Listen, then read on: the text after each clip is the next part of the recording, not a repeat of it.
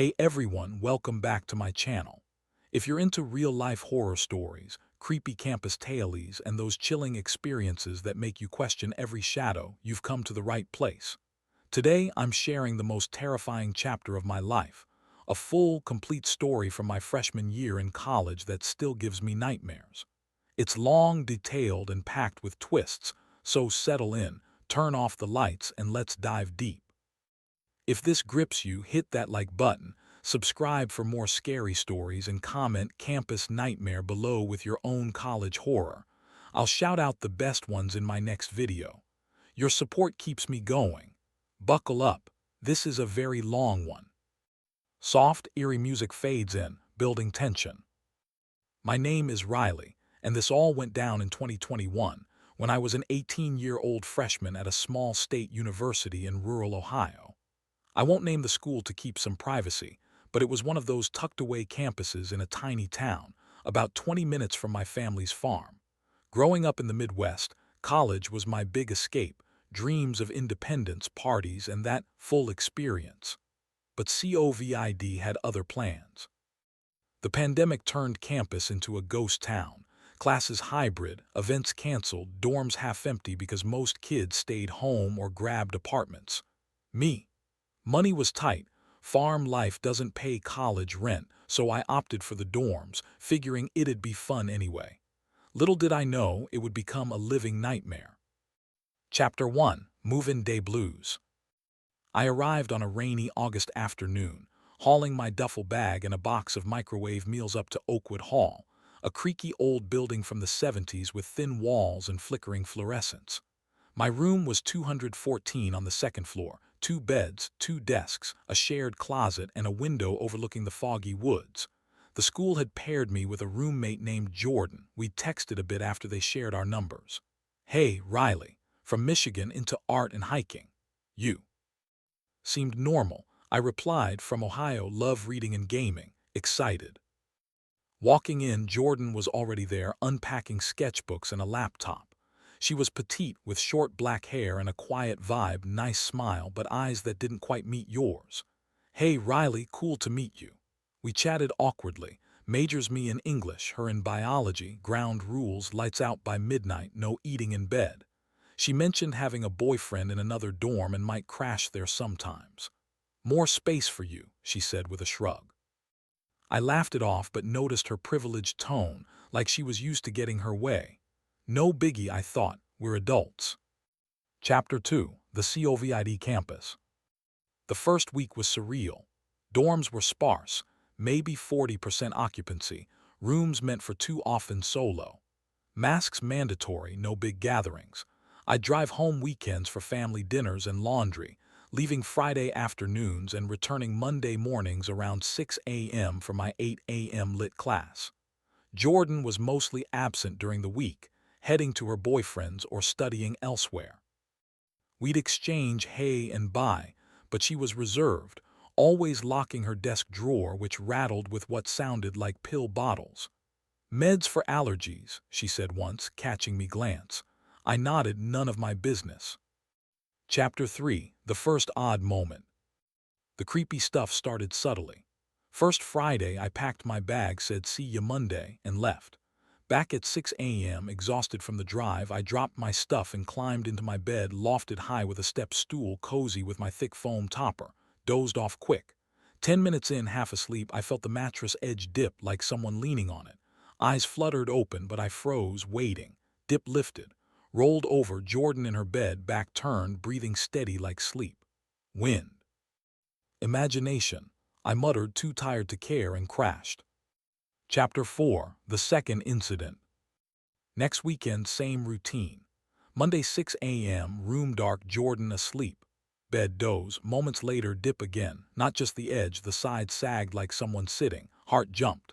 Lay frozen, breath shallow, heard a soft creak as they shifted, then lift, turned, Jordan back turned.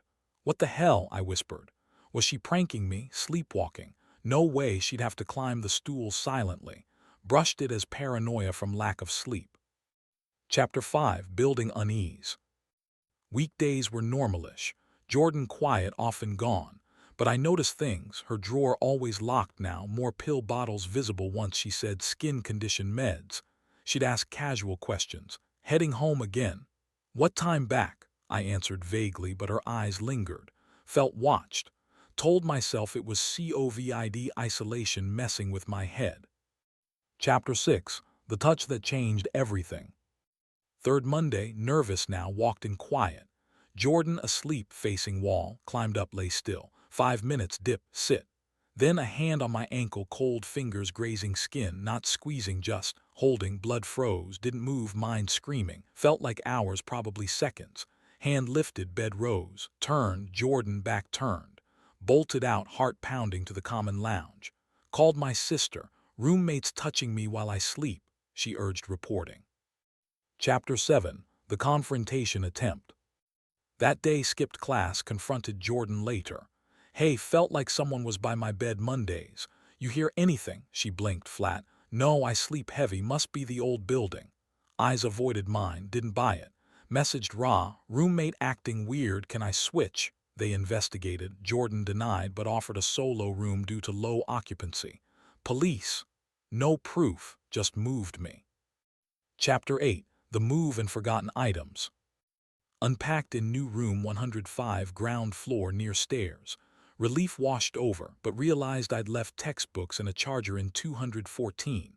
Messaged Jordan, need my stuff. Come get it, went back, room empty. Grabbed items, turned, Jordan in doorway, silent. Hey, I said, forcing calm. She blocked slightly. New room where? First floor. Which hall? Near stairs, office. Pressed hard, lied, by the lounge. Her smile was off, too wide, pushed past, never looked back. Chapter 9. The Late Night Study Session.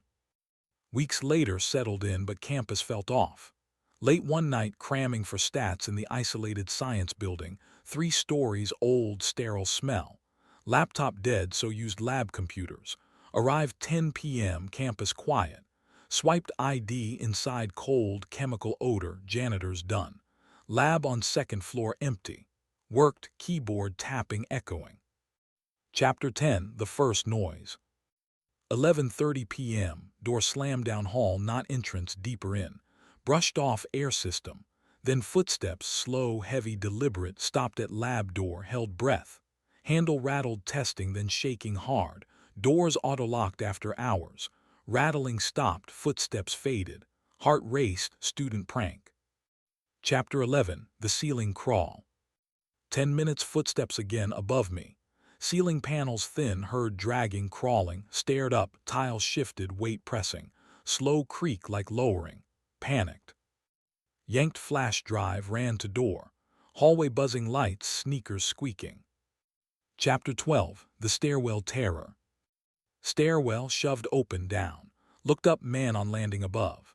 Not student teacher, baggy clothes, shadowed face, mouth open in wide grin. Bolted, slammed first floor door, sprinted to exit. ID beep slow, shoved open, ran to dorm without looking back. Chapter 13. The Morning Discovery. Next day, back for project, daylight normal. But lab, ceiling tile missing above my spot, another in corner. Someone watched, rattled to scare, climbed in when locked. Dread, what if they entered before I ran? Chapter 14. Connecting Dots. Therapy later. Mom thought roommate tested closeness, meds causing blackouts. Building crawler. Campus security said vagrants sometimes snuck in. But lanyard story from Annabelle, UK friend online, hit home. Flipped IDs hiding faces.